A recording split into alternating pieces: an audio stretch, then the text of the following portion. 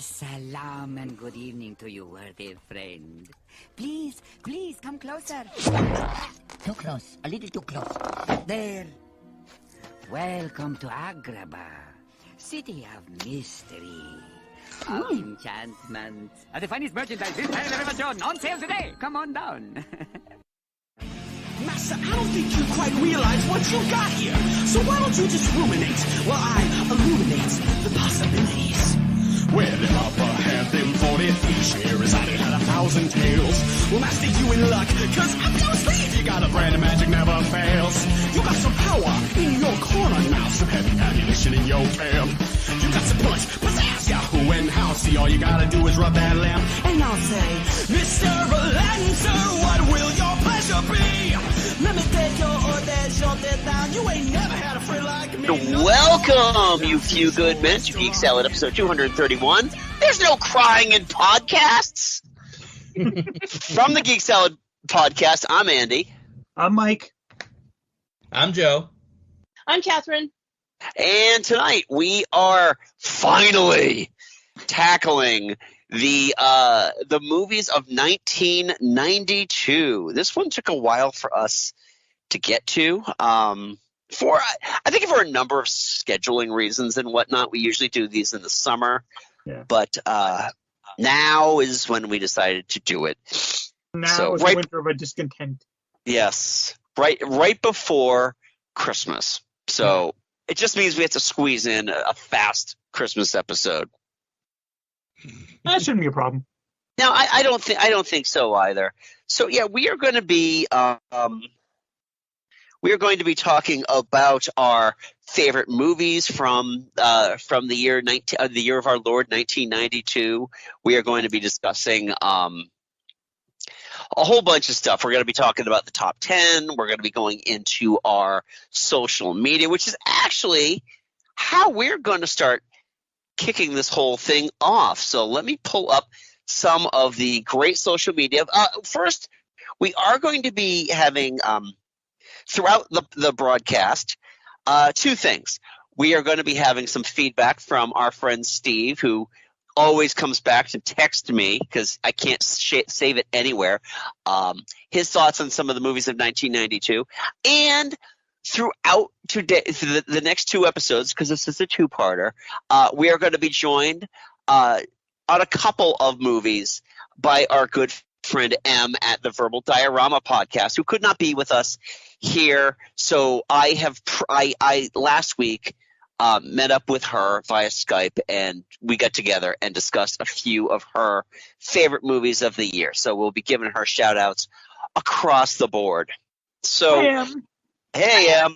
So happy that the streak is alive. I don't care what anybody says. We made it happen. So let's get started actually with something that Steve said first before he gets into the movies. He says, let me start with a delightful personal anecdote. 1992 was the year I first featured in the lead role of not one, but two high school AV club student films. The first was an adaptation of The Odyssey, and the other was my friend Bobby's passion project, Highlander 3, Off With Your Head. We actually made use of real swords and pyrotechnics. Now, if you're wondering, golly, 4 teenagers setting off fireworks and swinging real swords at each other in the suburban backyard of broad daylight, and nobody called the cops? All I can say is that is what white privilege looks like. Yeah, I was going to say, if you didn't, I was going to. Yeah, that is seriously. In 1992, a 15-year-old could just go shoot off fireworks and swing and, swing off his stuff. So, yeah, crazy. Andy, that came out as very wrong. It did, and I apologize. Swing around to some stuff there, Some stuff, his sword and whatnot. So. Grabbed his big sword and swung it around. So let's get started with some of our social media. I want to start with a friend of the show, Dave McLean, who says that this is admittedly not the big year. It lacks the power of both 93 and 94. However, Tarantino's Reservoir Dogs is about as good a directorial debut as anyone could ask for. Let's go over it. Where are you? I stand outside and guard the door. I don't let anybody go in or go out. Mr. Brown. Mr. Brown waits in the car. It's parked across the street. It's like in the signal, then he pulls up in front of the store. Mr. Blonde and Mr. Blue. Crowd control. They handle customers and employees. That girl's ass. It's sitting right here on my dick. I also have a soft spot for, in my heart for A River Runs Through It, if only because Norman McLean is enough like my actual father to make me feel like I'm watching a home movie. That's really sweet. I don't think I've ever actually seen A River Runs Through It. I've seen Reservoir Dogs about 50 times, though. Yeah, I haven't seen A River Runs Through It. I have watched Reservoir Dogs once, I think. Oh, I've never seen either. I've watched Reservoir Dogs quite a few times because early in our relationship, Diane was a huge Tarantino head. Yeah. So we watched it a few times. Yeah, it's an incredible heist movie. It really is, because it's not about the heist itself. It's about what went wrong. I've Right, seen and the entire time, meant to Mike. right, and the entire time you're sitting there trying to wonder, okay, who's the traitor? Who's the guy who turned, who did him dirty? Yep. So yeah, even though I love that movie. It's obvious, Yeah. because the clues were all over the place. Oh, well, yeah. Well, they kind of reveal it also, like halfway through the movie. Right. Yeah. But yeah, it's a fantastic film, and honestly, you can see exactly where Pulp Fiction came from. Oh yeah. So, all right. Well, thank you, Dave. We've also got a friend of the show, Matt Jones, who says, okay, 1992 movies. I'll bring up Sneakers, the Gary Sinise, John Malkovich version of Mice and Men, and of course, Muppet Christmas Carol. And we will be talking a little bit about Muppet Christmas Carol as we go throughout our discussion today. And Matt also writes, and you don't need to mention this on the podcast. I will, but you'll appreciate it. My favorite memory of 1992 in film was going to see The Crying Game. Not the movie itself, which was boring at best, but I saw it at the old Marlboro Cinema with Jim. When the big reveal happened, Jim let out a groan of dismay that could be best described as primal. One of the funniest moments I've ever had in a theater. Oh, I can imagine. Oh, man. The funny thing about that whole reveal in The Crying Game was it didn't get a wide release until after it got all those Oscar nominations. And Jay Davidson got nominated for Best Supporting Actor. And it completely ruined the surprise of the movie. Yeah, that is true. I didn't know where we were going when I finally watched it on VHS. Yep. Well, and the funny thing is, too, and this is just the state of movies in general when it comes to, like, on-screen nudity, you never see male nudity in, like, full frontal male nudity in movies. Oh, God. So it's always like, wah! I first saw full frontal male nudity in Monty Python's Life of Brian. Yes, but it's a rarity, though. That was at a distance. That was like No. wide pan. No. It's you don't see male full frontal nudity in American movies. Right. Sure. Right. Yeah, mainstream American movies. Yeah, you don't see that. Yeah, no. I've seen some old like sci-fi movies where the guy is like naked in bed. It's like, oh hey, and it's like, yeah, we are a hung up country. Aha. Aha. So. Well, thank you, Matt, for that. And yes, of course, I was going to tell that story. There's another great story involving Jim and the movies of 1992, and I'll tell it now because otherwise it's not, it's going to feel weird telling it like in part two. But we were doing the drama group that we were in was doing Anything Goes, and after rehearsals, we decided we were all going to drive out to Natick, which is about half hour away from Hudson, and go see A League of Their Own. But League of Their Own was sold out. So we're like, okay, what can we see? And we looked on the marquee. It's like, well, Jim said that Boomerang, starring Eddie Murphy, was a good movie. Let's go see that. Oh God. To cut to the chase, Jim was greeted at the next rehearsal with pitchforks and torches. Jim lied. He lied to you. Oh my God! It is one of the worst Eddie Murphy movies I've ever seen because it is a pure ego-driven project. And that's saying a lot. So yeah. Sounds like Norbert. But yeah, well, Norbert is just like, dude, you had the Academy Award in your hand, and you threw it away with this stupid thing because you had to release Norbert during voting season. Yep. Oh.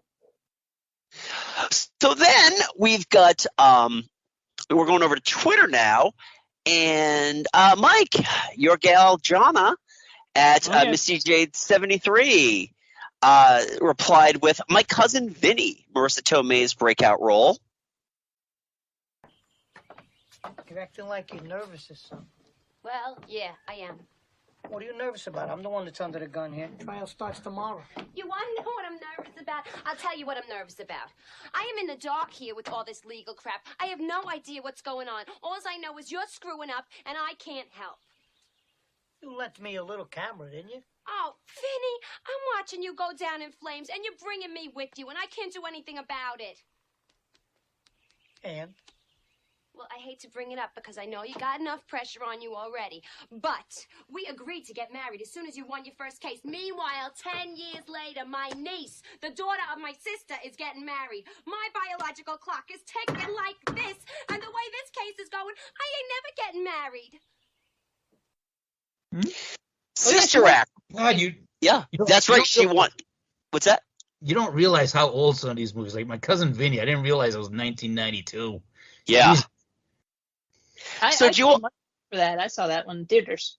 Wow. Now, do you all subscribe to the theory that Jack Palance had no idea whose name was really on the envelope and just read the first American name he could pronounce?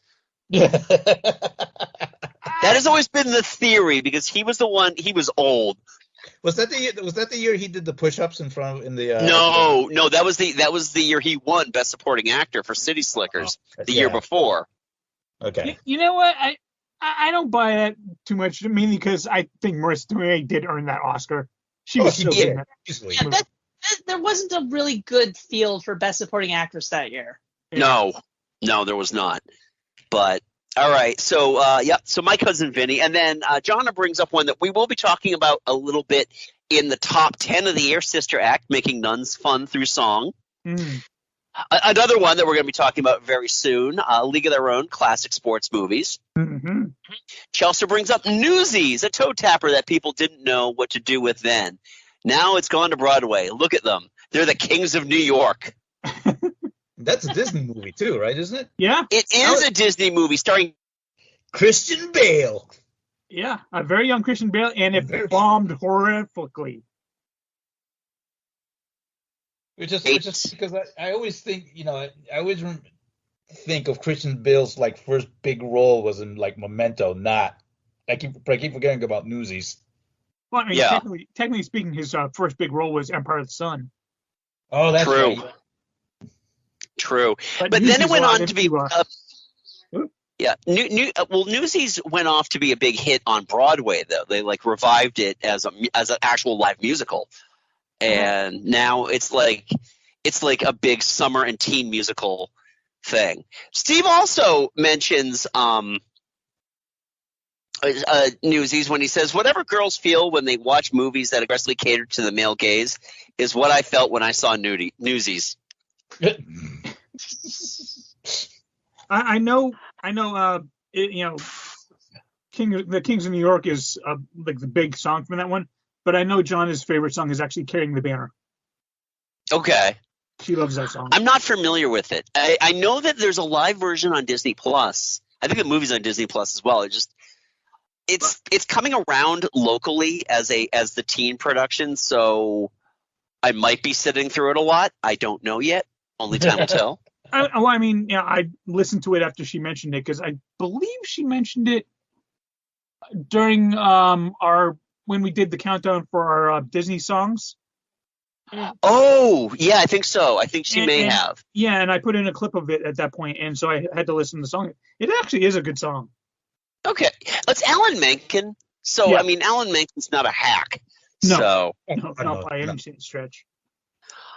All right. So Jonna brings up one other movie, and this is a movie that she says is a holiday classic. There's only how many sleeps till Christmas.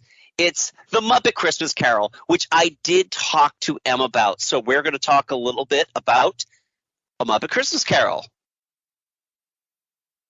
I would say it's probably up there as one of the best Christmas movies ever made. And this might be controversial, but it is the best adaptation of Charles Dickens that exists, and that is The Muppet Christmas Carol. Oh, Merry Christmas, everyone.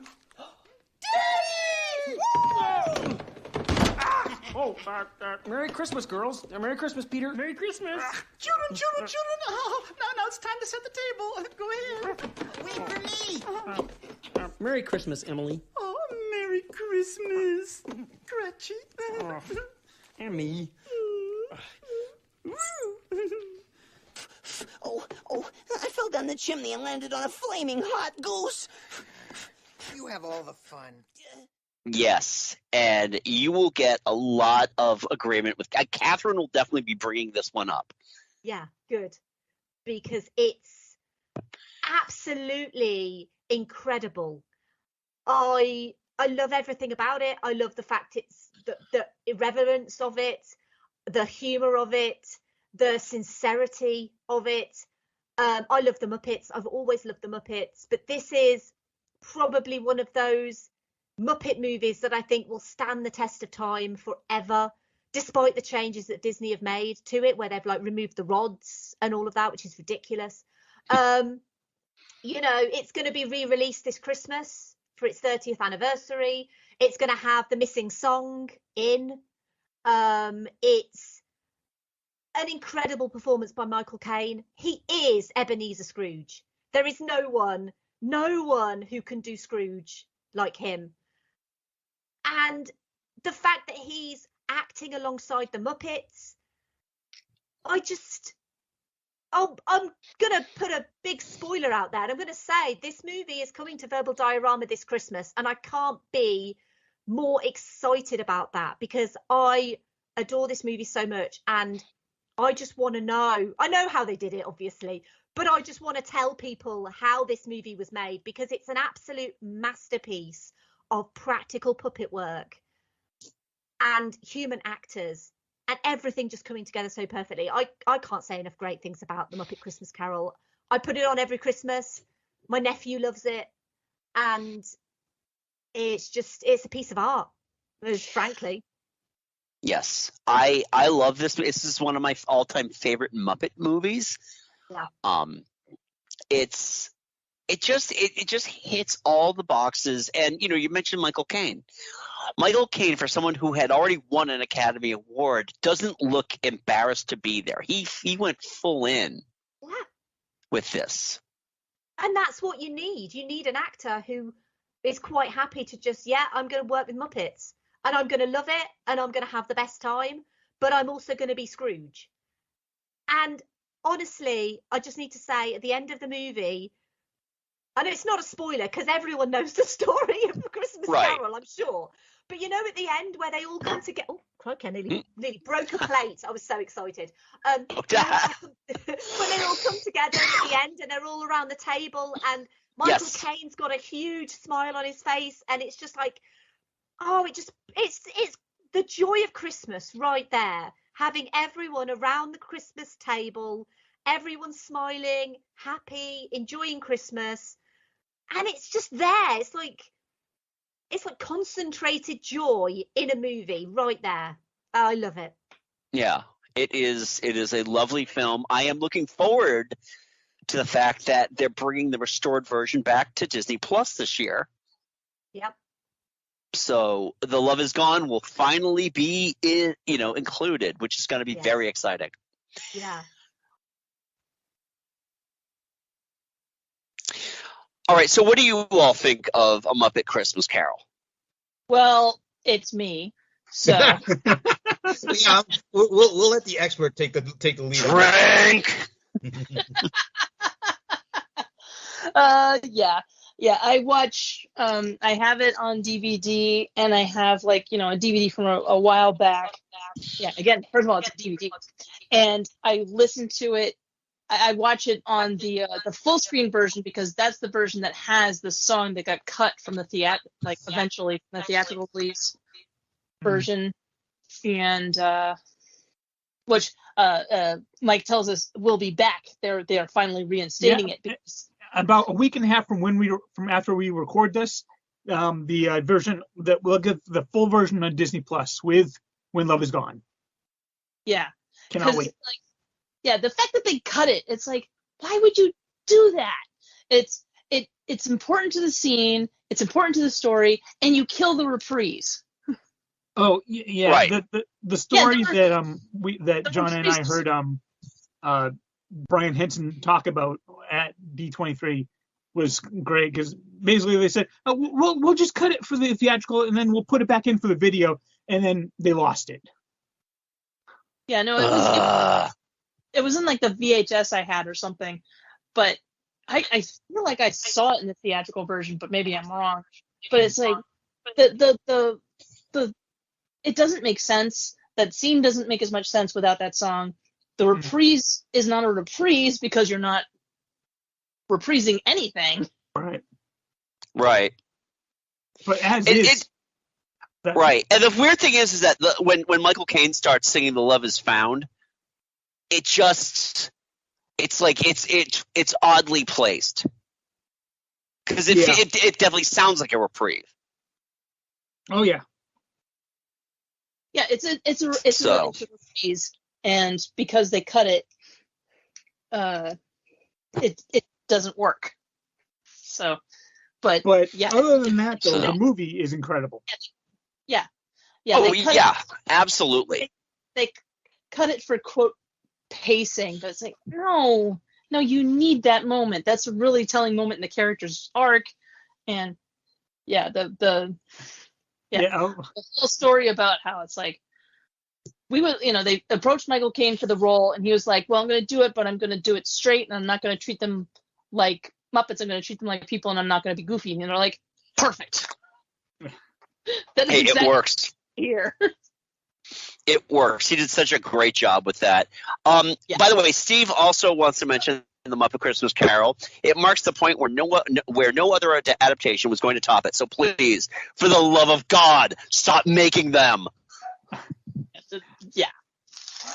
I mean, for me, the only version that doesn't top it, but it comes like maybe side by side as far as a straight version goes, is the Patrick Stewart version.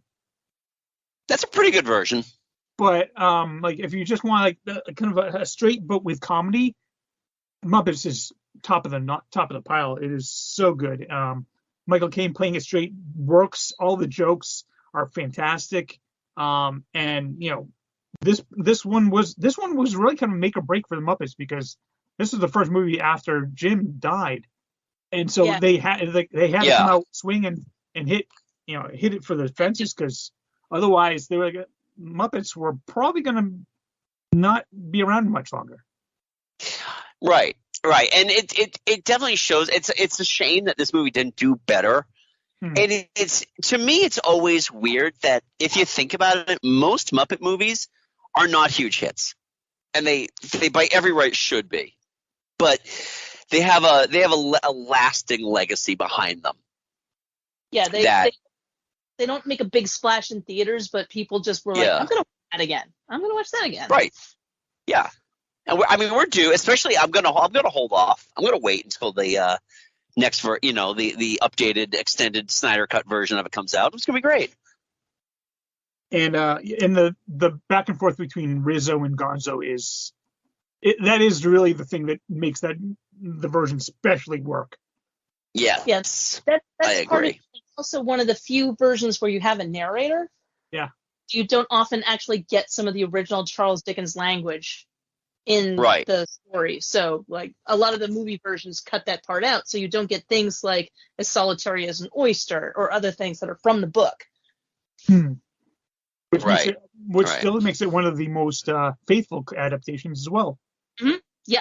Yeah, they do their Muppet goofiness, but they also have more of the original dialogue. Right. So And I think this is a fantastic version. We've done an individual review of this one a couple years ago on our YouTube channel with Catherine. So it is great. So let's move on to finish up our social media feedback here. We've got Perpetual Cinema at Perpetual Cinema, who says Noise is Off, one of the best comedy casts ever. I agree with that. I think that movie's fantastic. And then I don't know that one. Oh, you don't know? Oh, it's based on a play, but the action happens on stage, and then backstage you see all these shenanigans happening. It stars Christopher Reeve and oh good Lord, why am I blanking on everybody now? Michael Caine, Julie Haggerty is in it. Burnett? Huh? Oh, Burnett. Carol Burnett's in it. Yeah, thank you. Carol Burnett's in it. There's just it's a brilliant cast. Mark Lynn Baker is in it as the stage manager. Huh? John Who Ritter. else? John Ritter. That's right. I'm sorry, John Ritter. Yeah, I was trying to remember the two lead males. But it is a fantastic movie. Actually, we were under the impression that might have been the first play to go up at the theater group that Autumn and I work with. So we watched the movie. It's like, I got to get my hands on this script. And then they didn't do that one, but maybe one day. Tom from Perpetual Cinema also brings up Sneakers, a highly underrated film. They started the trace. Where's this, please? It's my dime. I'll ask the questions. Who are you? Let's say my name is Mr. Abbott. True. They made the second leg. Mr. Abbott, are you interested in C-Tech astronomy? I'm interested in all kinds of astronomy. Cute. You've got the satellite in Tokyo. These guys are good. I need to know if you're someone who can make a deal. Go on. Can you deal? Yes. True. They're across Transcom. You've got about 20 seconds, Bish. If I come in with what I know, can you guarantee my safety? Do you have the item? No. 15 seconds. Can you guarantee my safety? Where is the item? Can you guarantee my safety? 5 seconds. Yes, I can guarantee your safety. Bish, he's lying. Hang up. They've almost got us. He's lying. Hang up, Bish. He's lying. He's lying. Hang up. I'm fairly certain I watched it once, but I have no memory of it. So that means drugs or alcohol. I've seen it. I've seen it more than once. It's been a very long time since I last saw it, though. But I do remember enjoying it immensely. Yeah, it's one I should watch again. It's I don't know how awful it's dated because it's a tech. Yeah. It's a tech thriller.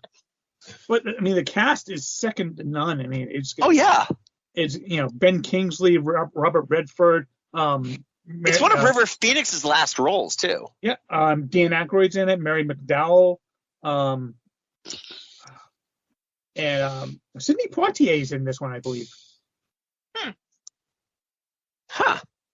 Yes, he is. Yes.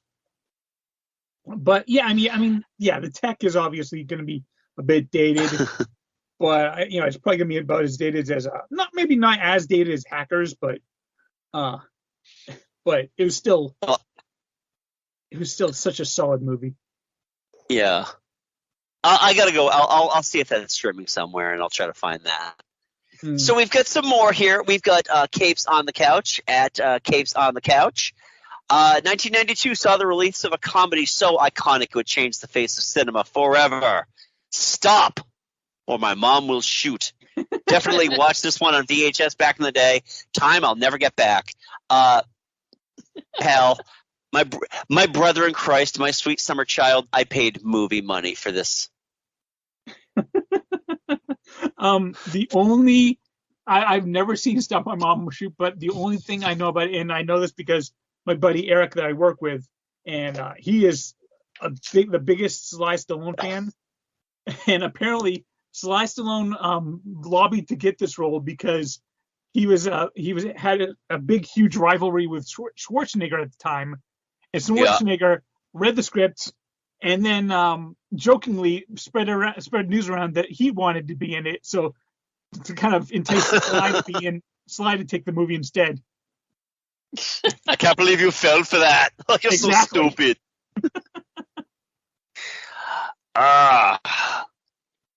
So we've also got Jesse B at JBiss, who says Death Becomes Her and Toys. I paid movie money for Death Becomes Her, and I don't know if I ever watched it again, but I do think about that movie sometimes. That one was weird. It is an odd one. I know it's one of those things that I remember seeing the special effects and just being blown away by how cool they were. It was wild. I think I might have seen it once on TV. It's not one I've ever actually. I recall vividly watching though. Yeah, it's really good. Steve says that anyone else remember watching Death Becomes Her and wondering why they cast Bruce Willis in a comedy? Well, I mean, that's where you guys start. Yeah, he's a. No, I didn't wonder why he was in a comedy. Yeah. Well, TV show called Moonlighting. Yeah, that's true, but he was just supposed to be a smug asshole in that, not, what we got in Death Becomes Her, where he's kind of nebbishy throughout the whole movie. Yeah. So, how about Toys? Has anybody seen Toys? Yes. Honestly, when I saw Toys, I was like, wait, isn't that Richard Pryor movie? But that's The Toy, so no, I don't know. I've never seen the movie. Yeah. Oh no, I'm not thinking Toys. I'm thinking Toy Soldiers. Okay, yeah, no, Toys is with Robin Williams. It's one of these big budget, like, they didn't tell you anything in the trailer, so you're supposed to just think it's this whimsical Robin Williams movie, and it's confusing as shit. It doesn't make any sense. It is what we would refer to, as the French would refer to as, an expensive bomb.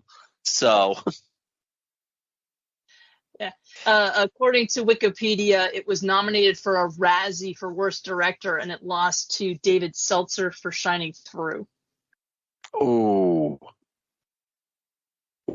that's rough. Shining Through is supposed to be like a big important movie, and it just wasn't. It received Oscar nominations for art direction, losing to Howard's End, and costume design, losing to Bram Stoker's Dracula, which we'll get to in a minute. We'll get to it in a little bit, yeah. All right, then moving on, our final one here. We've got Nerd in Texas podcast at Nerd in Texas. They say, so I was younger, but I had older brothers, so I watched the kids and more mature movies. So many good movies came out that year. It was peak Pauly Shore, and they were referring to Encino Man. Pauly Shore having a peak. Oh my God! It is honestly the best Pauly Shore movie. It's also the first Pauly Shore movie. Yeah, Andy, that's not really saying much. Nepotism is a hell of a drug. That's all I'm gonna say. So let's move on then to our top 10. Okay, which is usually how we kick off our part one on these episodes anyway. What I did was I went the results that you get here are from Box Office Mojo for the in-year releases. And these are domestic this is domestic gross, okay? Because it was 1992, we didn't give a shit about worldwide yet. Yep. And we're going to start with a little movie that Em and I talk about called A League of Their Own. I think the thing I love about A League of Their Own is it brings together so many things that I really love. It's obviously a very female-focused movie, which is the first thing that I really love. It puts women front and center. It's also based on a true story. The fact that the All-American Girls Professional Baseball League, they were a real thing during the war. It's not completely accurate, because these movies never are completely accurate, but it's a decent enough representation of these girls and what the men were off fighting in the war, and the women, they were staying at home, but they had to keep morale up at home, and so they played professional baseball. And it is a dramatization, it's not a documentary, but it's one of those movies that I just simply love to put on and watch. I love the characters. I love that you get so invested into the characters and to their stories, because it's obviously a period story. So it's set during the war, and it's set during a time when women are basically expected to be wives and mothers and homemakers. And when their husbands return from the war, they're supposed to basically go back and do that. There were no real opportunities for women kind of outside of the traditional societal roles. And so for women to actually be able to go and play baseball and to find something that they love to do and to find companionship with these other women. And at the end of the day, it's a story about these two sisters. And it makes me cry so much all the time at the end. Yeah. All the time when they reunite. Gina Davis can do no wrong. I adore her. And this is Madonna's best role as well. I'm going to put it out there.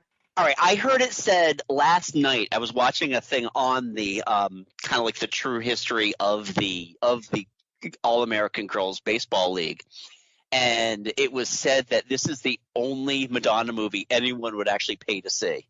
I mean, kind of probably not wrong.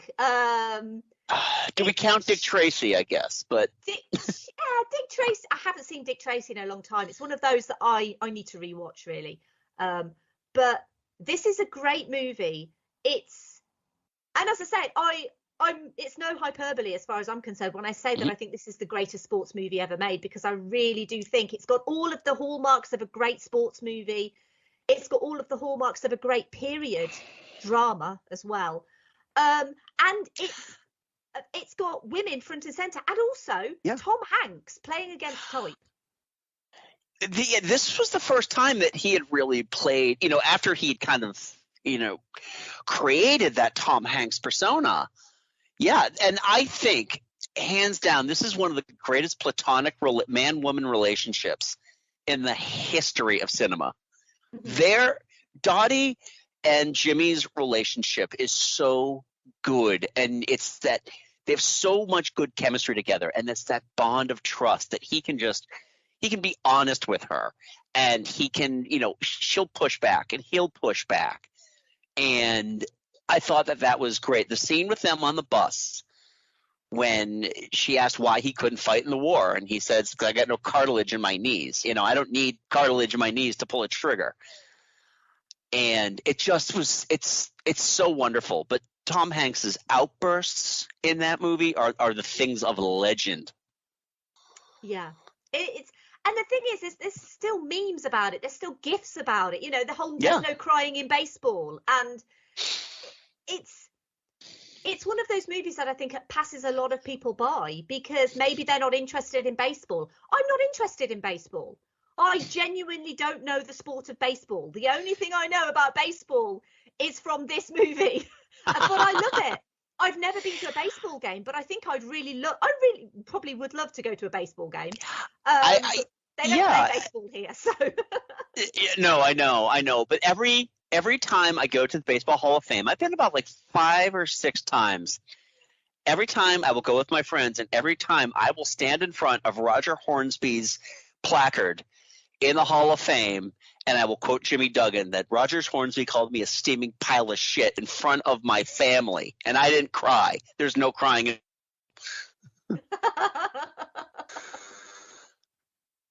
So it is a lovely movie, and it is eminently quotable. In fact, yesterday they showed a shot of John Lovitz, and I said, "Hey, milkmaid, see that grass? Don't eat it."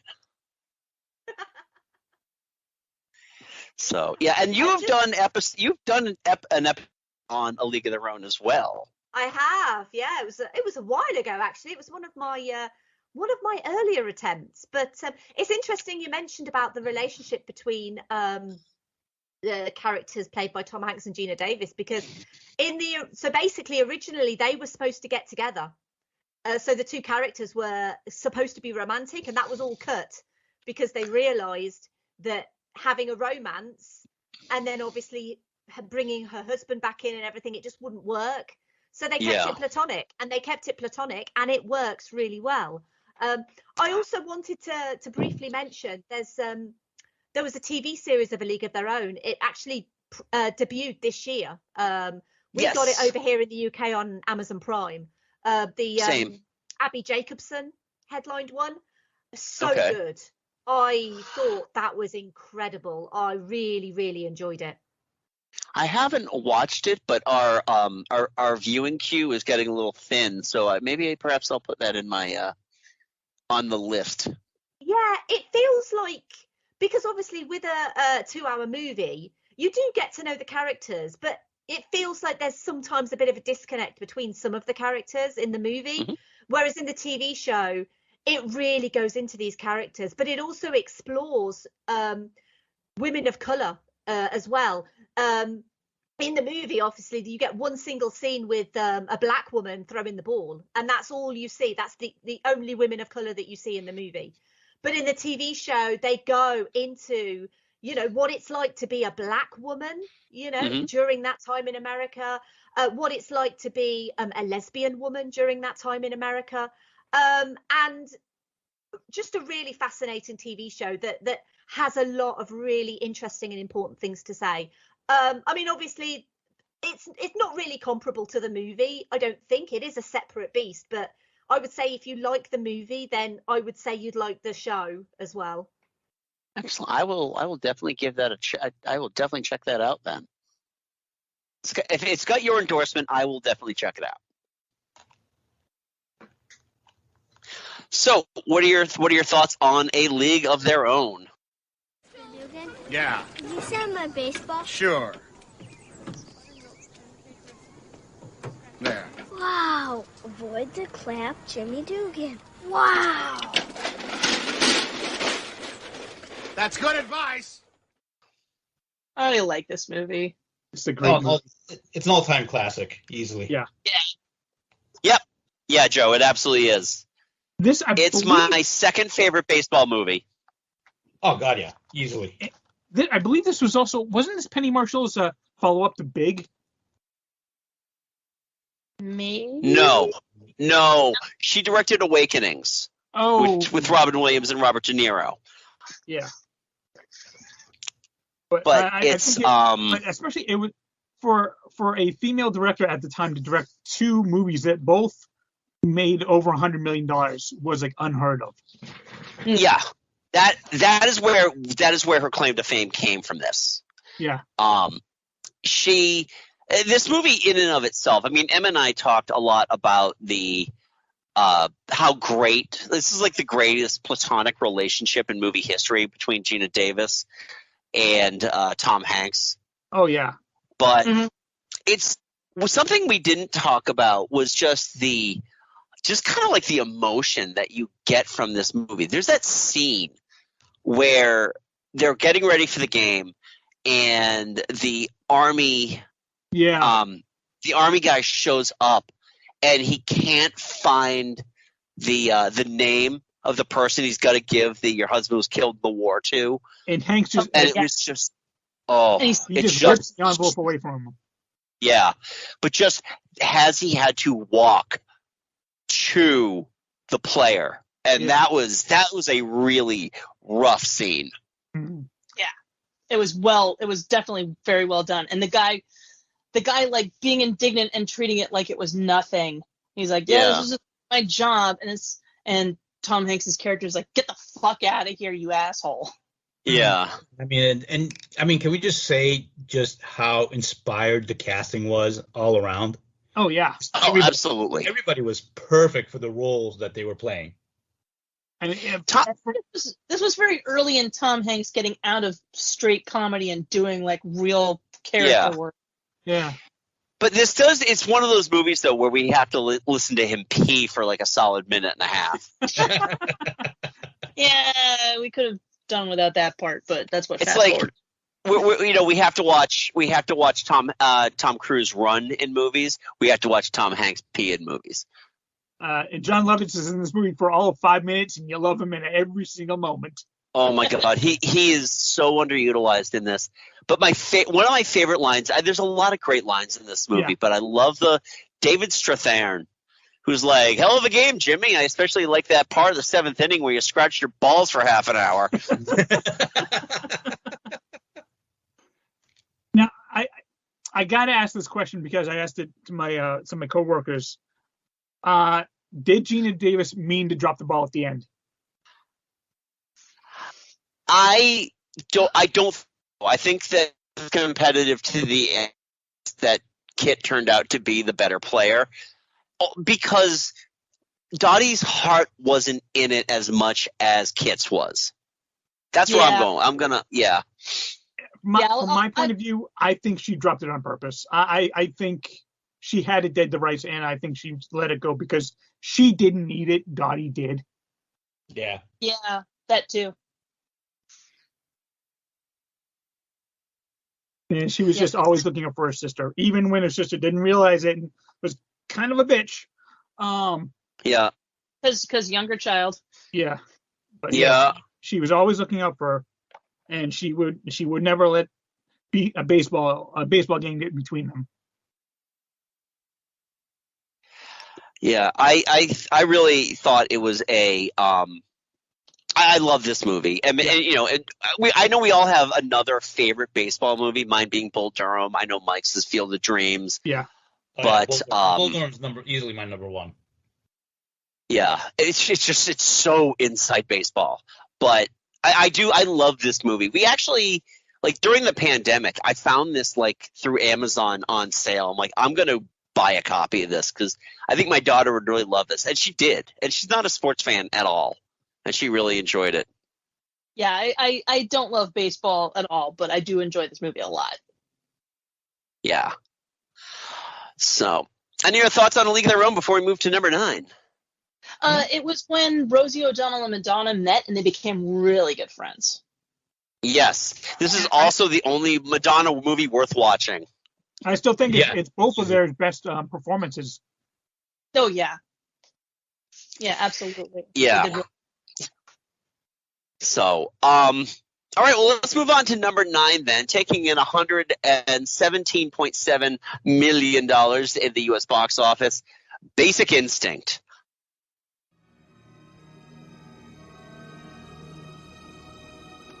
Do you have a cigarette? I don't smoke. Yes, you do. I quit. Congratulations.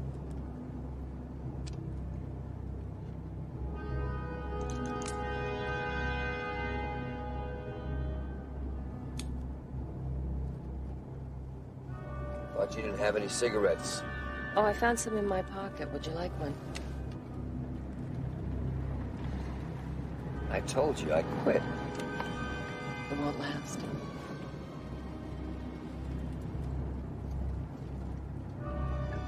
You working on another book? Yes, I am. It must really be something making stuff up all the time.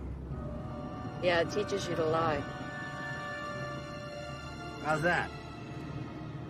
You make stuff up. It has to be believable. It's called suspension of disbelief. I like that. Suspension of disbelief. A movie that Steve said Basic Instinct is probably the first, but definitely not the last 90s movie to have its lesbian sex scenes gutted by the MPAA, which is funny because the promise of girl-on-girl action was the only reason to see it, or Wild Things, or Showgirls, or Bound. Yeah, I've never seen it. It is. I know some people I know M did an episode on it. This movie is just it's Joe Esterhaus, so the writing is really just it's really on the nose sexist. It's so leery. Because I remember why I paid movie theater money to go see this, and I remember I went to see it with James Sawyer, and nothing about it stands out to me.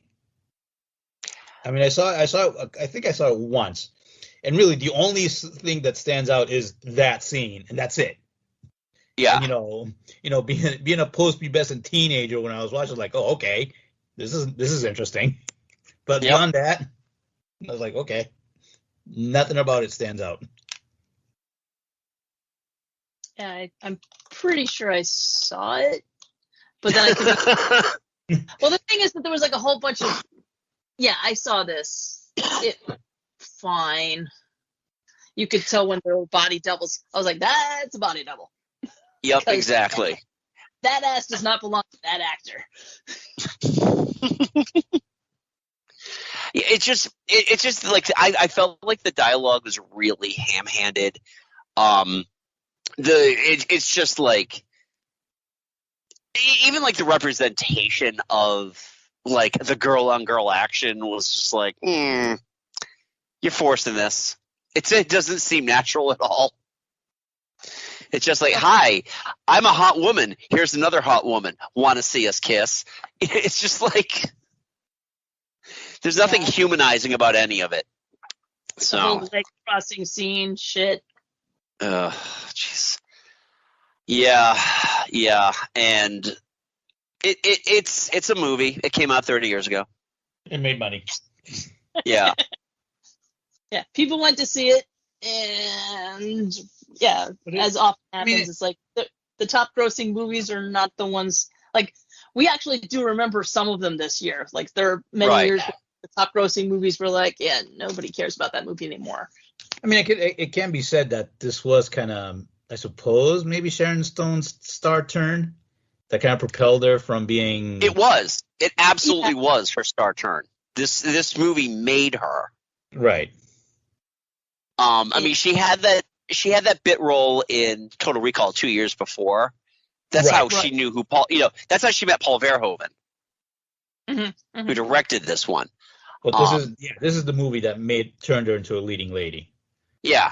Unfortunately, I think she kind of got typecast as the femme fatale, which. It never bodes well. The Quick and the Dead movie. That's not bad, actually. I really enjoyed that movie. But we've got a few years to talk about that one. Yeah.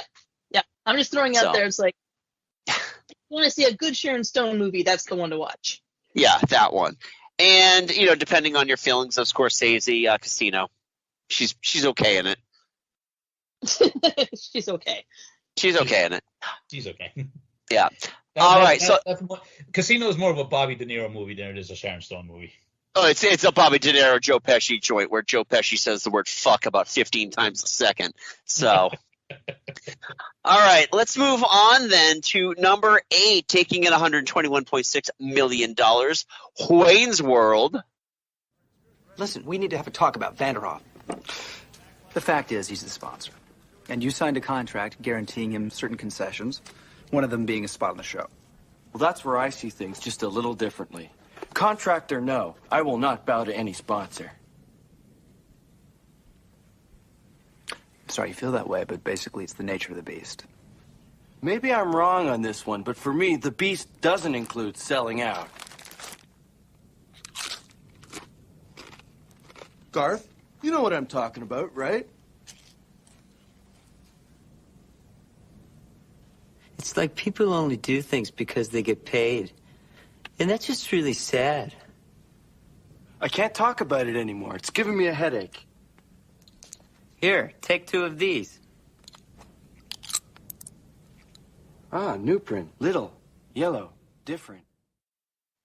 The movie that introduced everyone to Queens. Everyone was like, wow, have you heard that new song by Queen? Oh, God. Which was funny. Yeah, when the movie came out, not too long after poor Freddie Mercury passed away. Freddie Mercury died in November of 1991. This movie came out in the spring of 92. Yeah. So he was already dead. And it's one of those things that it was the perfect storm of them releasing their greatest hits and Bohemian Rhapsody becoming the signature scene of this movie. I mean, throughout the 90s, when this song came on, don't tell me you all didn't headbang during the bridge. Oh, God, yeah. Learn to headbang. I hadn't even watched the movie, and I still headbanged. It's just what you did. Yeah. Yeah. No, and that's why they made a joke about it in the Bohemian Rhapsody movie, where Mike Myers played the guy that's like, nobody's gonna bang their head to this movie. To the song. Womp, womp. Haha, that's funny. Rocket Man's a better movie. Yeah, moving on, but yeah, still better. But Wayne's World holds up.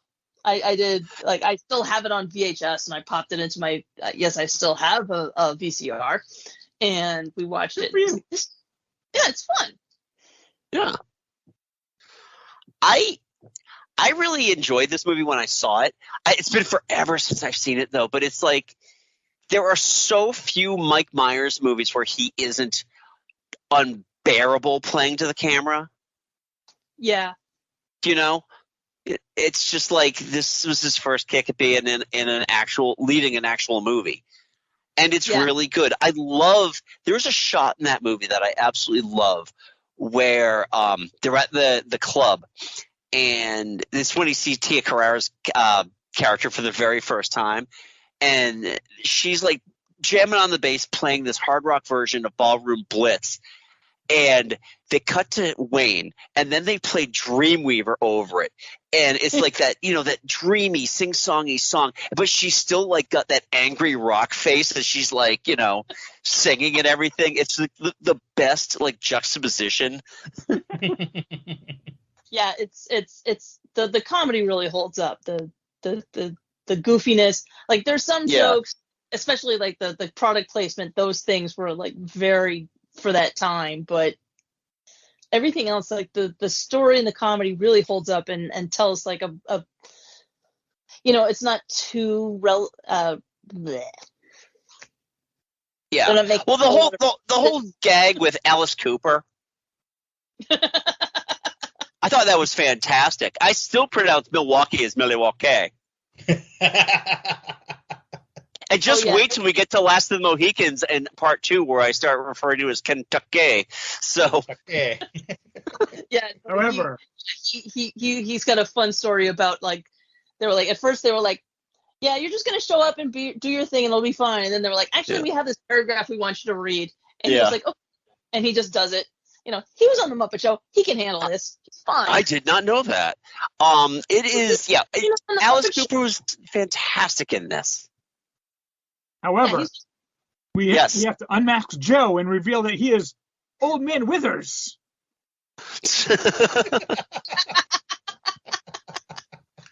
And you would have gotten away with it, too, if it weren't for us meddling kids.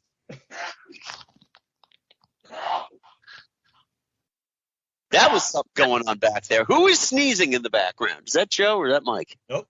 That's my husband. That's your husband? Oh, okay. It's the other Joe. So it was a Joe. Who's also Old Man Withers. Yeah, my husband, Old Man Withers, having been revealed, has now sneezed. Okay. Well, that mask. So he is nothing to sneeze at. So, yeah, I really enjoy this one. I should try to go back and watch this one. Watch it again. Rob Lowe does a great job. Tia Carrere, she doesn't act much, but this one she did a pretty good job. Mike Myers and Dana Carvey do great. Like, everybody does a great job in this movie. Right. Yeah. All right. Well, let's move on then to number 7 on the list with $121.9 million, just edging out Wayne's World by $0.3 million, and that is The Bodyguard. Frank Farmer to see Miss Marin. What? Alexander Graham Bell to see Miss Marin. All right.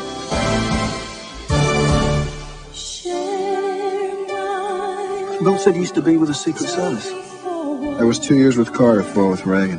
Reagan got shot. Not on my ship.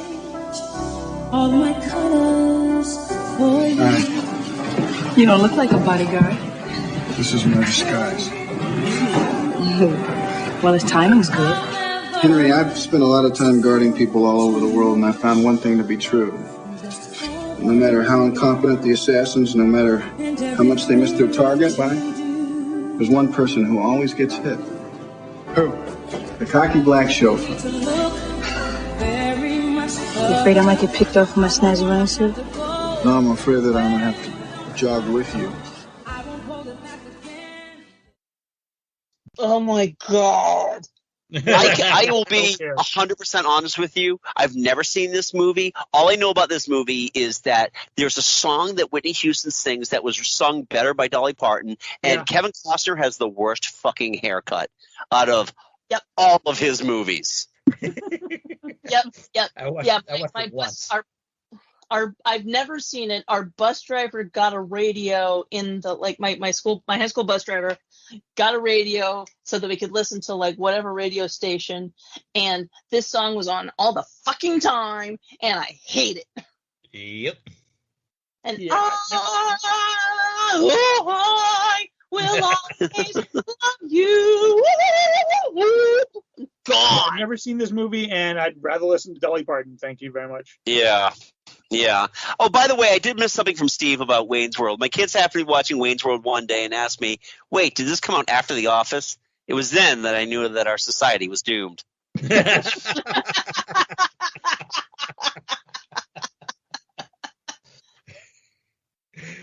And about The Bodyguard, Steve says, I've mentioned how much I generally hated most movies from the 90s, and nothing quite displays that more than The Bodyguard being number 7 on this list.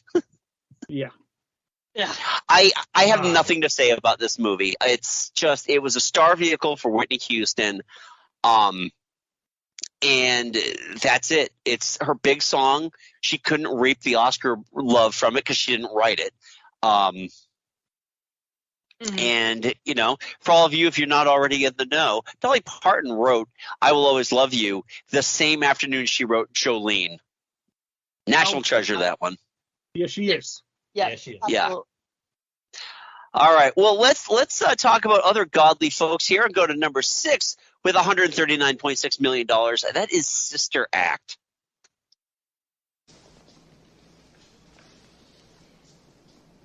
Yes, Mary Patrick. Reverend Mother, on behalf of all the sisters here at St. Catherine's, I'd like to offer a great big hi there and hello to Sister Mary Clarence. Hi. And as part of the welcome, I thought that maybe our new sister could offer today's blessing. Well, that is very thoughtful of you, Mary Patrick, but I really... Oh, yeah, I could do that. Sure. All right. Bless us, O Lord, for these thy gifts which we're about to receive. And yea, though I walk through the valley of the shadow of no food, I will fear no hunger. Never watched it. This movie's fun. Well, Jonna mentioned this one. Okay, I saw this once, mainly because at that point I was kind of tired of Whoopi Goldberg's shtick. Fair. But I will say, I'm so happy that this is the movie that really gave Kathy Najimy a time to shine, because this is her first notable role. Hocus Pocus was next year, right? Yes. Yeah. But she was in Soap Dish the year before, but she was a small part in that. She's so fun in this movie. Yeah, it's fun. This is a fun little movie. This is another one that I've rewatched, a few years ago, and it is still a good time. Yeah. I mean, I have so much fun with this movie. I actually rewatched it not too long ago. It's still really fun. I mean, the mobster scenes are necessary, but they're not the best part of the best part of the movie. Are seeing Whoopi Goldberg's character try to, deal with all the nuns, and then growing friendships with them, and the songs are actually really good. Yeah, and I remember that. It's a fun movie, and definitely it makes sense based on the fact that it comes under the Touchstone banner. Yeah. Yeah. That it's non-animated family fun. Yeah, the heart of the movie works. Yes. Yeah. The tugging on your heartstrings parts of the movie, they actually work. They're not too forced. The actors portray it really well, and so you have to have the whole gangster thing because that's the plot that drives Whoopi's character to the nunnery. But right. Once you're there, everything works. Yeah. Yeah. It's essentially Nuns on the Run, except without the drag. No Robbie Coltrane there. Yeah. So, Joe, any thoughts on Sister Act? I never watched it, so I really can't say anything about it. Yeah, I think it's on Disney Plus, so you can probably watch it then. If you want. Oh, of course. It's under the Disney banner. So, all right, well, let's move on then to number 5. Yeah? No, I was just going to say, Kathy Najimy was fantastic, but also Wendy McKenna as Sister Mary Robert. Oh, that's right. Yeah. I always forget about her. Because did she do anything else after that? Oh, she did Sister Act 2. Besides the sequel to the movie that she was in. I have her Wikipedia here. And she's, holy crap, they're making a Sister Act 3? Yeah. Oh, cool. She's done a few things, nothing insane. Yeah, and there's just a few bit parts here and there. She's acting regularly, but mostly TV, it looks like. Yeah, a lot of TV. She was in Air Bud. I'm assuming she played the mom in Air Bud. I would guess so, yes. Yeah. And sadly, she also did not do her own singing voice. Okay. Yeah, Andrea Robinson did her singing voice, and her singing voice was, it was still sends shivers down my spine. It was so good. Yeah, it's fantastic. Yeah. Nice. All right, well, let's move on to number 5, taking in $141.3 million. That is A Few Good Men. See? The man was dead. Let's go. I was just wondering if you've ever heard the term Code Red. I've heard the term, yes. This past February, Colonel, you received a cautionary memo from the Commander-in-Chief of the Atlantic Fleet warning that the practice of enlisted men disciplining their own wasn't to be condoned by officers. Well, I submit to you that whoever wrote that memo has never faced the working end of a Soviet-made Cuban AK-47 assault rifle. However, the directive having come from the commander, I gave it its due attention. What is your point, Joe? She has no point. She often has no point, sir. It's part of her charm. We're out of here. Thank you. My point is that I think Code Red still go on down here. Do Code Red still happen on this base, Colonel? Joe, the Colonel doesn't need to answer that. Yes, he does. No, he really doesn't. Yeah, he really does. Colonel. You know, it just hit me. She outranks you, Danny. Yes, sir. I want to tell you something, and listen up, because I really mean this. You're the luckiest man in the world.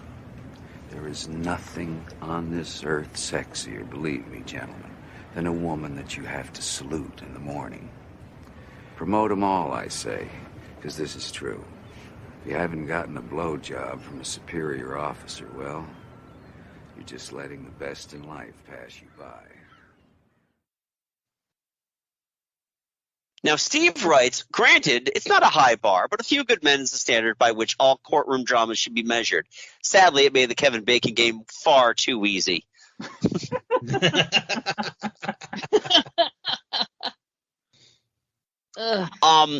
This is one of those movies that, like, it had Oscar bait written all over it, and I think it definitely went home empty-handed. And Rob Reiner directed it. You would never know this is a Rob Reiner movie. Yeah. But it's one of those movies that, like, I'm not the biggest Tom Cruise fan in the world, but I like him in this movie. It isn't like I like this movie in spite of Tom Cruise. I actually like everybody in this movie, with maybe the exception of Demi Moore, because I think her character isn't that well written. No, her character is pretty pretty empty for the most part. Yeah. Okay. Could you do me a favor? Put your hair up and just bust his balls for a little bit. Thank you. Yeah, that's basically all. She's window dressing. Basically, Yeah. It's like okay, we can't have a movie full of roided up testosterone Marines. We got to have at least some estrogen in there. Right, exactly. At the same time, though, it's like all she's there to do is emasculate him and make it, it's like, and I'm not saying that like because she's literally the only woman in the entire movie. But before it's like you're right, Andy. I'm not the biggest Tom Cruise fan, especially since he completely went off the rails. In the last couple of decades. Yeah. But yeah, before that, I would rank this as my favorite Tom Cruise movie. Even above the Mission Impossible movies, because he actually has some in this movie. He actually has some acting chops. He actually does a good job of being an actor. Yeah. Yeah. Which is saying something, considering this is the Jack Nicholson show. Yeah. If I have to see any more like movie promos where the "you can't handle the truth" shows up, which is odd because I've only seen this movie like maybe once or twice, and it's been a very long time since I last saw it. But I don't think that Jack Nicholson was actually in the movie a whole lot. No. He was nominated for Best Supporting Actor. I think in total he was maybe on for 10 minutes. Yeah. Yeah, Kiefer Sutherland was in the movie more than he was. But because he had the most pivotal scenes. Yeah. It's what everybody focuses, laser focuses on. Yeah.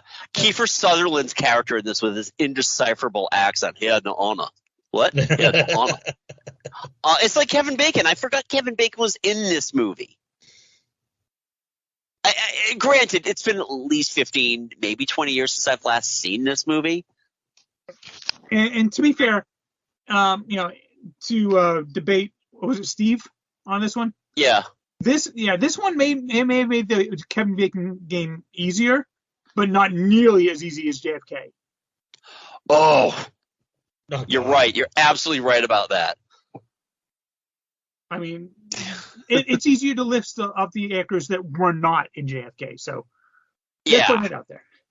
Yeah. And it is 92, and we're getting into the prime season of the Kevin Bacon game. Yeah. Yeah. But this is what's that? When was Tremors? Tremors was 89. Oh, okay. So we already did that. Yeah. One. I love Tremors. Yeah. But this is, it's either 89 or 90. But it's a 90. Yeah, okay. Sorry. But A Few Good Men is still a very good courtroom drama. There was a lot of suspense in there, even though I didn't quite understand half of it, because I'm not a military person. But I thought it was just overall was a very good movie. They didn't really hit a whole lot of the emotional notes, except when that one guy, he was like going to be their key witness, and he shot himself like right before he was going to take the stand. The lieutenant colonel, Jack Nicholson's XO. Yeah. Yes. Yeah. Yeah, and that was and then right after that is some of the best acting Tom Cruise does in that movie is when he gets drunk after finding that out. And it really is. I think this is one I got to go back and watch again because I really enjoyed this one. So, anything else on A Few Good Men before we move on to number 4? I'm good. Okay, well, Junior in this one. Is he? Oh my God! Yes, Who? Yes. What? Cuba Gooding Jr. Is he in this? Yes, yeah, he is. He is. Okay, I'm fairly certain he was, but I couldn't remember. Yeah. So, all right. Well, let's move on then to the next movie, number 4, taking in $144.7 million. Lethal Weapon 3. Oh, you know how to fill one of these in? A long time ago. Let me see. Can't read it. It's printed really little without my glasses. You're no help. Can we speed this up, please? You may have nothing to do. I have things to do today, okay? No, we can't. So will you shut up? Jaywalking. License. Yeah? License? Jaywalking? Yeah, jaywalking. I don't have it on me, okay? I wasn't driving, okay? I was walking. What do I need, a walking license now? Let's just shoot. What is he crazy? Get out of the way, Rod. I'm gonna drill him. We can make it look like suicide. Get out of the way. We can make it look like suicide. Video camera. I don't care. I'm still gonna drill him. Get out of the way. Get out of here before my brother kills you. No, that way. Not that way. This way. This way. Over there. Go right now. Run. Right there, yeah.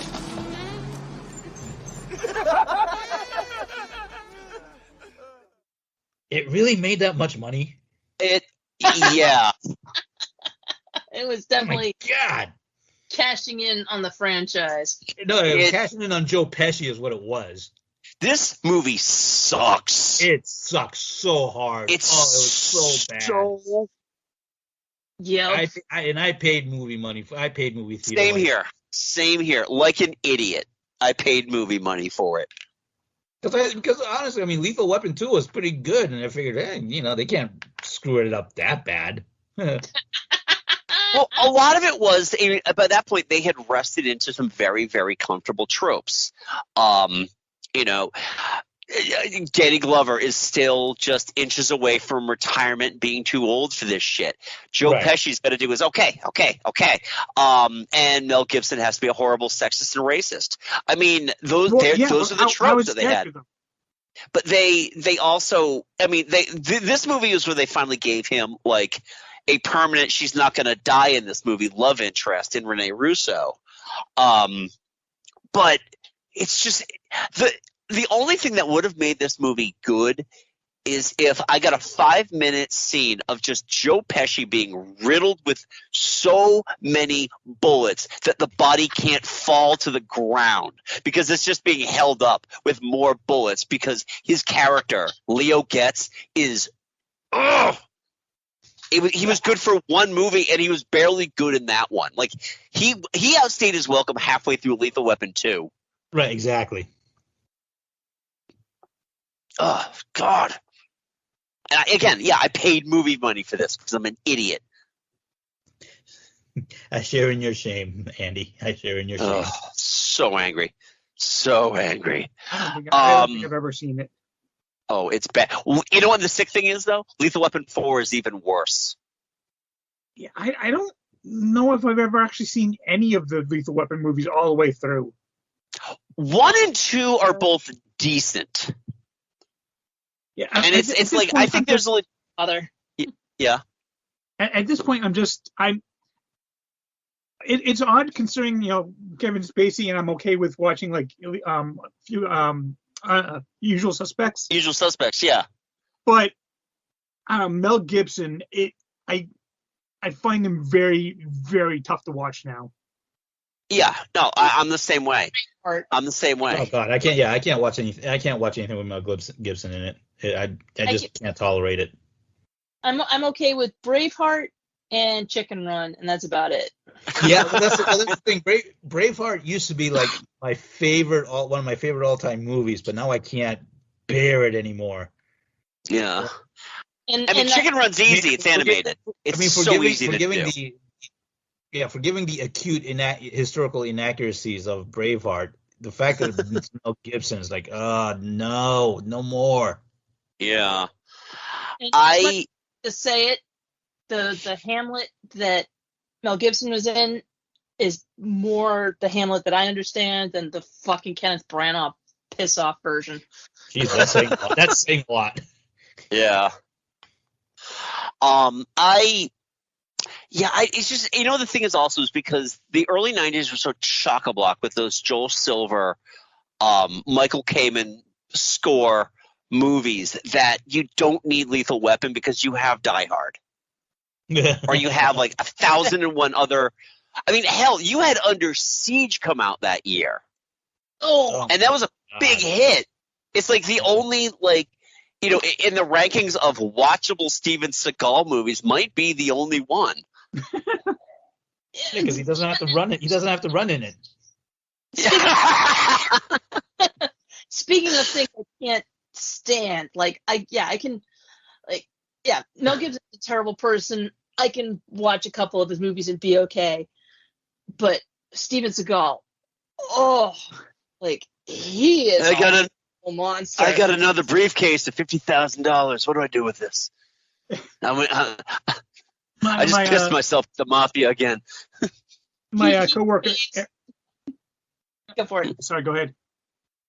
I was just going to say that, as far as I know, Steven Seagal still remains the worst host ever on Saturday Night Live. Yep. He has not been beat for being a horrible person. Yeah. And that's saying a lot, considering that even Elon Musk hosted it. Yeah. Yeah, no. Like, Mel Gibson has horrible opinions, but Steven Seagal is downright rapey. Fuck that. Yeah. guy. Yeah. Yeah, my coworker Eric and we always get a laugh at the fact that Steven Seagal had to pay Gary Busey not to be in the sequel. I got a briefcase of $50,000. You can take that, Gary. He literally, Gary Busey was under contract to be in the sequel, even though his character was blown up in the first movie. So, Seagal, being the producer, had to pay it out of his own salary. Yeah. I'm pretty sure I got another $50,000 briefcase around here somewhere. If you don't get the reference, I know Mike and Joe and Catherine have both listened to the 3-part Dollop episode on Steven Seagal. Mike, go find the Dollop and listen to all 3 parts of Steven Seagal. Sorry, I don't like to hear anything called Dollop. Thank you very much. Dollop? It's just the name of the show. It sounds disgusting. It sounds like a little bit of sour cream. It's it's like then it makes me think of the sound that sour cream makes when you pop it as a little dollop of Daisy. That's all it is. Yeah, there you go. All right, well, let's move on then. Number 3, $162.8 million. And a movie that Steve says, I'm not going to go on another rant about Batman Returns, but know that I already understood what disappointment felt like before The Phantom Menace. Steve and I will fight the battle forever on this one because I fucking love Batman Returns.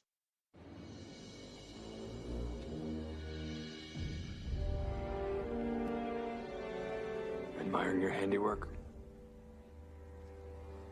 Touring the riot scene. Gravely assessing the devastation. Upstanding mayor stuff. You're not the mayor. Things change. What do you want? The direct approach. I admire that in a man with a mask.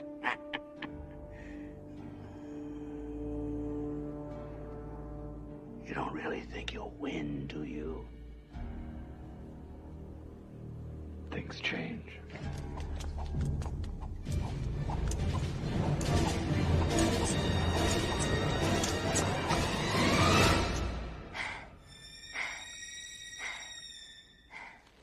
Meow.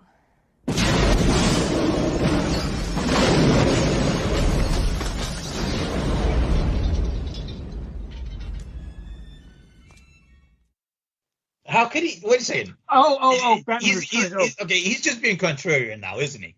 He has never liked it. That's the thing. He's never liked it. I've known Steve for about 25 years. He's never liked it. So, look at it. It's one of the best comic book. It's not just one of the best Batman movies. One of the best comic book movies ever made. No. It has definitely had a resurgence in terms of its popularity, especially now because, and I had mentioned this on M's show because she just did Batman Returns. And I said that the beauty of Batman Returns is that it's got enough darkness, but it doesn't lean into being edgelordy. And right. it goes funny without it being too Schumachery. For me, it is one of the best Tim Burton movies, but it is nowhere near one of the best Batman movies or comic book movies. Okay. Because it's a far better Tim Burton movie than it is a Batman movie. Well, I think it was the marriage of everything that made it so, to me, made it so good because I could finally see a director's voice show up in a comic book movie. Yeah. More so than the Superman movies. I think that this movie, because Batman itself was so hamstrung by the producers and by, we had to do it this way, we had to do it this way. Tim Burton had built clout. So if it hadn't been anything less than a Tim Burton movie, I think people would have been a little more off-put by it. Yeah. I don't know, because for me, the comic book movies work best when the director's vision and the comic book vision kind of intertwine. This one, I think, for me, Tim Burton's vision overpowers the comic book vision of it, and it makes it a fine Tim Burton movie, but it just doesn't feel quite Batman right to me. I'm just absorbing. Come on, you knew this. I told you. I know that. We've had multiple conversations on Batman Returns on this show. Sorry, Catherine, go ahead. Yeah. Like I'm pretty sure I've talked about this being one of my favorite Christmas movies ever. So I'm not going to get too into the weeds, but I will say it's like, it also, one of the reasons is that it just hit right at the time. The early 90s, we're getting into grunge, we're getting into that dark spell. Everybody's wanting to get into that kind of thing. So when Joel Schumacher took over and was like, we're going to go back to like Adam West Batman, it's like, dude, that's not what the 90s are about. Get your flannel on and get with it, okay? Well, the thing is, in my view, Tim Burton's gothicness fits the Batman mold, I think, perfectly. And like Catherine said, it was perfect for the 90s. And when Schumacher came along, it was such a shock to the system. It's like, whoa, wait a minute. What are you doing? Yeah. I mean, the thing is also that this movie is made not by Batman, because it never is. It's all about the villains. And, I mean, Jesus Christ, Michelle Pfeiffer in this movie is so she's so good. Oh, yeah, and I will fully admit, Michelle Pfeiffer is the best of all of those first four Batman villains. She's better than Jack Nicholson's Joker. She's better than Danny DeVito's Penguin. She's better than anything in the other two movies. Yeah. And also, like, I had a coworker who was he hadn't gotten out much, he's much younger and he hadn't gotten out much, and he was like, the person that would be a really good Penguin is Danny DeVito, right? And we all looked at him and it's like, are you joking? Or no, wait, you've never seen Batman Returns. I think that the makeup job that they did on him, it worked for that time. Yeah. And, I've received ridicule from Steve on this, but I truly don't believe that you could have gotten away with a comic book accurate Penguin in 1992 on film. I truly believe that, just a fat guy in a tuxedo wasn't going to work as well as just this, dark, demented, like, fish man. Yeah. The way they did it was very interesting. It spoke to people that didn't know the comics. We could still get there. The whole, like, I'm going to call it a dumb show because there's no voice, nobody talks in the opening sequence, but you get the whole backstory. It's so formed and well shot. You know exactly where he came from and why he's so messed up, and all the everything. And it's Excellent. Any other thoughts on Batman Returns before we move on to our top two here? Nope. Mike? Like you said, we've discussed it so many times. Yeah. I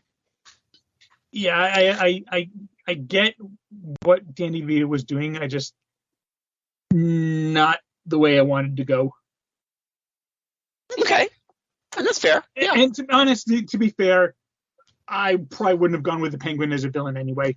I don't mind the Penguin, but he would not have been my first choice. He wouldn't have been my top 10. In 92, it was the next logistical thing. I fully agree that they couldn't have done Riddler for next because he's too similar to Joker. I think they had to go with the Penguin. The Penguin is a very different type of Batman villain versus versus Joker. He's very iconic. He's definitely a very iconic, even if you're not super familiar with Batman, you've probably heard of the Penguin. Right. And hey, he didn't he did his thing. They brought back the umbrella shtick, but they didn't but it still worked. What is that supposed to do? Hypnotize me? No, just give you a splitting headache. Boom. Got it. And Walken is great in that movie too. Mm-hmm. He's just like he's just Christopher Walken being Christopher Walken, and I'm just here for that. He's walking in the Winter Wonderland. Yeah. Yeah, and the the later movies where they just a lot of comic book movies can't juggle like 3 villains. No. I've never seen another comic book movie juggle 3 villains and have them all have strong characters and the superheroes still have his thing going on and it be believable. They've all fallen flat. Batman Returns is the only one where you can have 3 villains and it still works. So actually, you know who I probably given Tim Burton, who I probably would have rather have seen would be a Scarecrow. Tim Burton's Scarecrow, I think, would have been the stuff of nightmares. I definitely think if Tim Burton had continued with the series, that would have made an appearance. But the thing is that Scarecrow wasn't as well known to just a casual audience. Yeah, now Scarecrow didn't become a thing until the animated series came out. The animated, and that's what I was going to say. Batman Returns, the animated series came off the heels of Batman Returns. So I feel like as maybe the 3rd movie, that could have worked, or the 4th movie, depending on where they wanted to take it. Instead, you had to wait for Nolan to do it. Yeah, and Tim Burton wanted to move on, and Michael Keaton wanted to move on. And then Michael Keaton also read the script for the Schumacher one. It's like, no, I'm good. I think, I think I've had enough. I think there's serious acting in my in my future now. So, I remember reading was that Michael Keaton didn't want to be typecast. He wanted to do other stuff. He'd done other stuff before. He wanted to do other things again. He just didn't want to keep being Batman. He was like, I've done a good job, and he did. Yeah. So, all right. Well, now let's move on to number 2, $173.5 million at the box office. Home Alone 2, Lost in New York. We'd like to offer you a complimentary suite while you're here. It's a penthouse with a view of the park. I think you'll find it satisfactory. It was recently vacated by the Countess of Worcestershire. What kind of hotel allows a child to check in alone? The boy had a very convincing story. What kind of idiots do you have working here? The finest in New York. I saw that movie a couple years prior to that as Home Alone 1. Yeah, same here, Mike. Joe, what were you saying? I was like, how the hell did this make more money than Batman Returns? You know what? You can never underestimate the power of the family-friendly movie. Keep in mind the whole McDonald's kerfuffle that was Batman Returns versus Home Alone 2. Safe, sterile, a shot-for-shot remake 5 years before Gus Van Sant got his hands on Psycho. I mean, seriously, this movie is almost identical. Oh, yeah. To the first movie, and I paid movie money for this, and I walked out of the theater so pissed off. Oh yeah, plot point for plot point, everything is exactly the same. I was so angry. It's just not. It's not fun. It's just like watching, Kevin get one up a bunch of idiots again. Yeah. Well, by this time you're just thinking Kevin's just an obnoxious kid. Oh yeah, he's obnoxious kid. If you actually look at the injuries he inflicts on people, they would have died like 10 times over. Yeah, literally dropped bricks on Marv's head from a great distance. I have not seen this one. I saw the original, and I've seen this one too. Yeah, you don't need to see the second one to have seen it. As long as you've seen the first one, you're good. The last time I saw it was over people's shoulders on the plane, going, I don't see this at all. This also, by the way, folks, I know we need to talk about this, has the most unbelievable scene in the history of cinema. All 150 years of cinema, there is nothing more unbelievable than Donald Trump helping a small child. Yeah, out of the goodness of his heart. Doesn't have he doesn't have a goodness, let alone a heart. No, and that's the thing. It's like there was an agreement that he had that if you shoot in his hotels, he has to make an appearance. So this is what they decided to do, and everyone was going to have a hearty laugh at that, and not realize how fucked our entire timeline would be. But besides the point, this movie is a heartless remake of a movie called a little independent film called Home Alone, directed also by a guy named Christopher Columbus. By the way, folks, spoiler alert for part 2, the name Christopher Columbus is going to come up a few more times. I have no place in my heart for Home Alone 2. That's all I'm going to say about that. Yeah, I got nothing. Nope. All right, well. All right, so we haven't heard from Em in a little bit, and that's fine because guess what? She also wanted to talk about the #1 movie of the year, taking in $217.3 million, and that is Aladdin. It's hard to make out.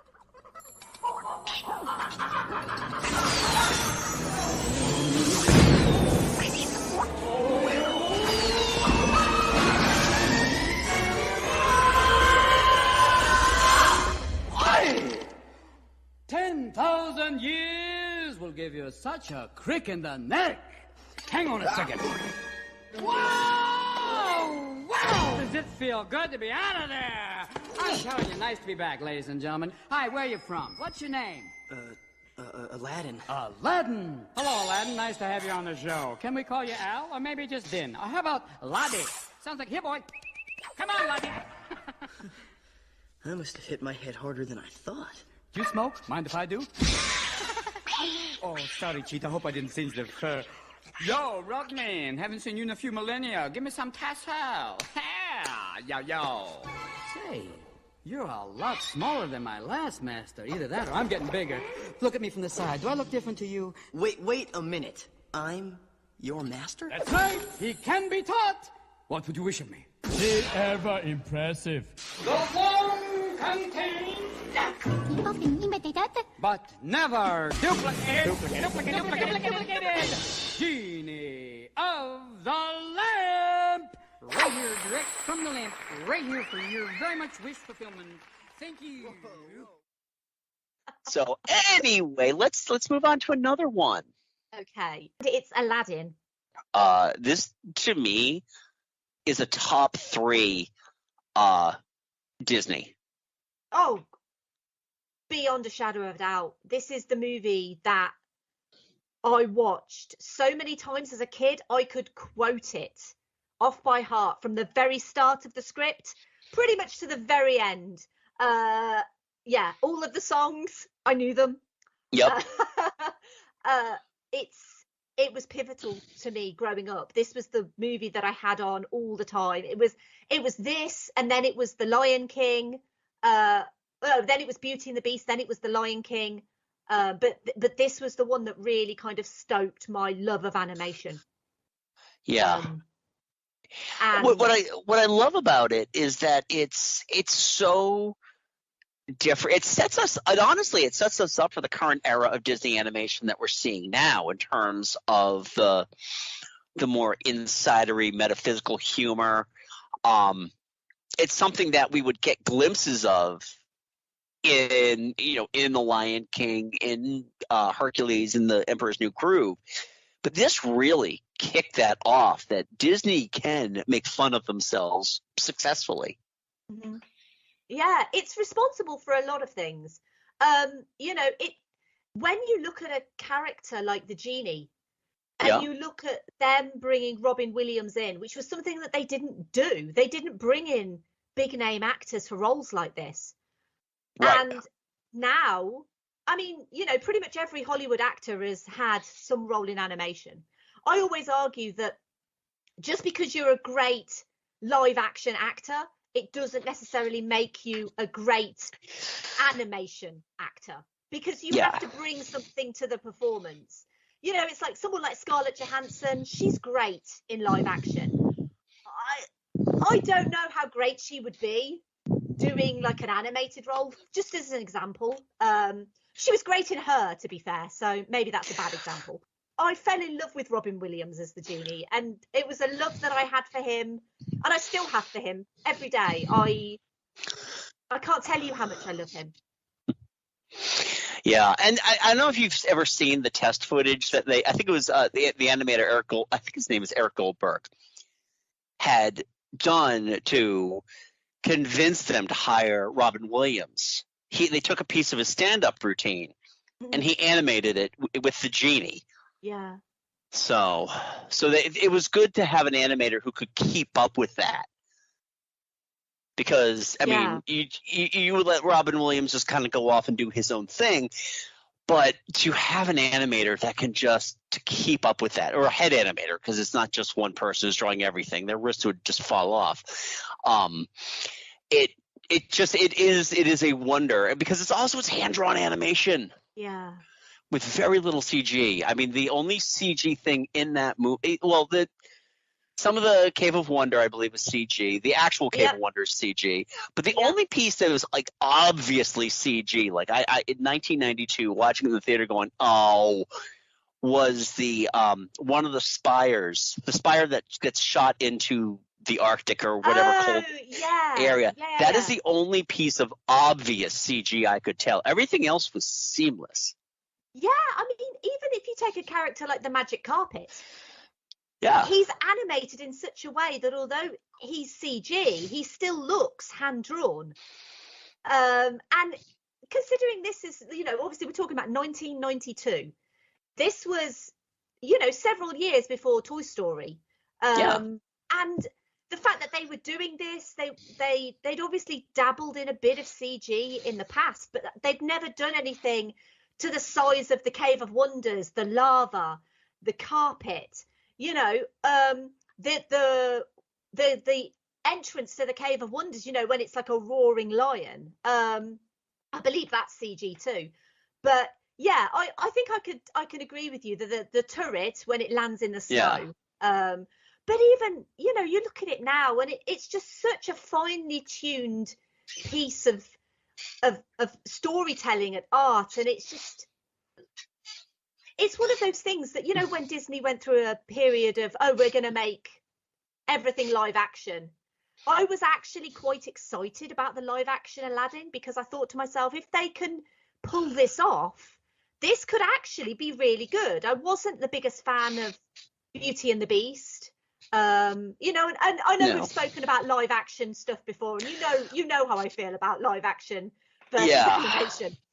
But I was genuinely quite excited to see Aladdin. And obviously, I think Will Smith did an admirable job. I think if you're going to get someone, you get Will Smith. But overall, the live action was a bit of a disappointment for me, because it just didn't stand up to my childhood of watching Aladdin and just going, wow, this movie is great. The songs are great. It looks great. The characters are great. You've got a princess who is, so strong, and she knows what she wants. And okay, they fall in love at the end, and it's all nice. But to have a character like her, it was really important for, a girl of my age to see a princess who wasn't just all about being a princess, that she wanted to actually go out and explore, and she didn't want to be shackled. She wanted to have her own life, and that was really important. I can't say enough good things about Aladdin. It basically changed the game as far as I'm concerned, as far as Disney is concerned, as far as animation is concerned. It's incredible.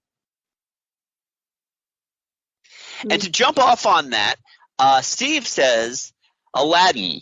My girlfriend at the time made me perform an impromptu duet of A Whole New World with her at a party once, and it was humiliating, and I'm still mad about it, Michelle. Apparently. Still to this day, one of my favorite, if not my absolute favorite, Disney animated movie. This is in my top 3 favorite Disney animated movies. Yeah, I can't hate on it. Yeah, I like this better than I like The Lion King, actually. I think out of all their Renaissance films, this is my favorite. I I love The Lion King, and it's usually kind of going back and forth, but most of the time Aladdin will come out on top because Aladdin is in general a lot more fun of a movie. It is. It is more joyful to watch. The gags work a little better. The thing is also is that Aladdin clips along at a nice pace. Yeah. And I love The Lion King, but I feel like Aladdin, because of that frantic Robin Williams energy, because the movie has to live and die off that genie, and it did so in spades. Yeah. Yeah. As I understand it, they gave him an entire table of props to riff off of. Yeah. And there was one point where he picked up a bra and was like, "Man, I should have called her back," and tosses it aside. Yeah. I mean, you can actually go onto YouTube and find a list of Robin Williams outtakes as the genie and see all the gags that they didn't use. And yeah, I mean, I guess they could have filled like a 5-hour movie with all of his material. Yeah. No, you just let him rip and then pick the good stuff, and it's all going to be good stuff, so you have to pick the best stuff. Yeah. Yeah. What's great though is that the fact that at the end there was actually a kind of an arc for the genie as well as Aladdin. Yeah. He wasn't just the ex machina the entire time. Right. Yeah. He actually had his own personality. He had his own desires. He had his own feelings. And when Jafar has the lamp and the genie has to say, "Sorry, Aladdin, I can't do anything." You can see the hurt in his face. You can hear it in his voice. Yeah. It's my favorite all-time Robin Williams role as well. I agree. It's definitely up there. So, Joe, any thoughts on Aladdin? You've been quiet. No, it's just there's really nothing you can add. I mean, yeah.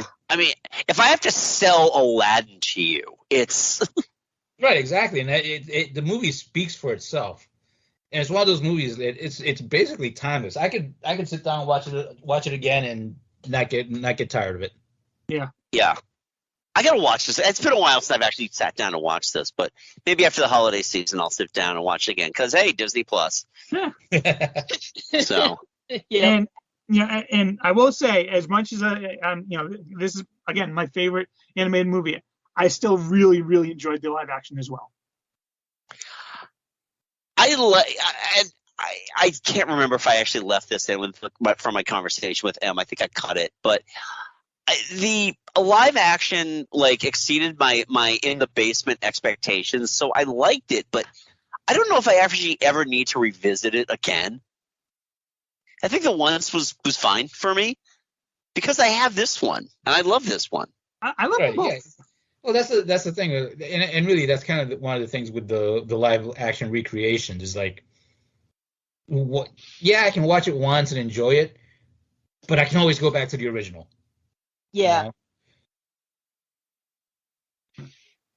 So anyway, well, that, folks, will wrap us up for part 1, where we've discussed all that. Thank you so much for listening. Thank you to all the folks on social media who gave us their thoughts on movies. Thank you, Em, for joining me for the first half of this. You'll hear more from her in the second half, which should be coming up in about a week or so.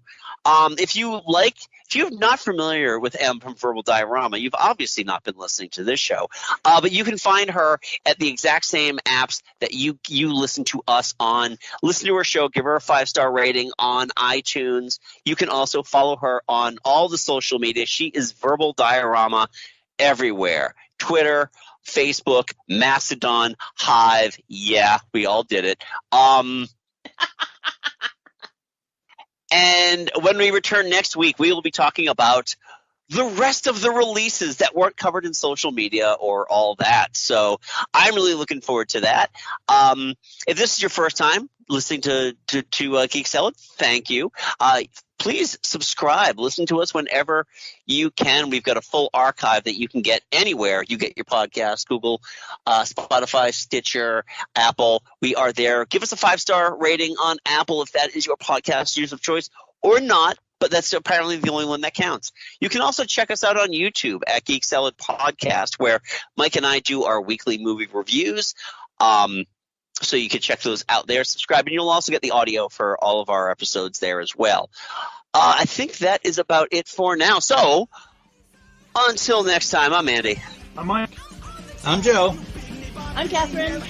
Go forth and be nerdful. Talk to you in a week. Take care.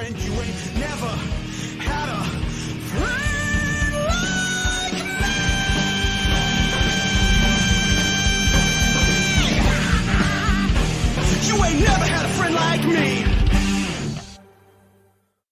You want answers? I think I'm entitled. You want answers? I want the truth. You can't handle the truth.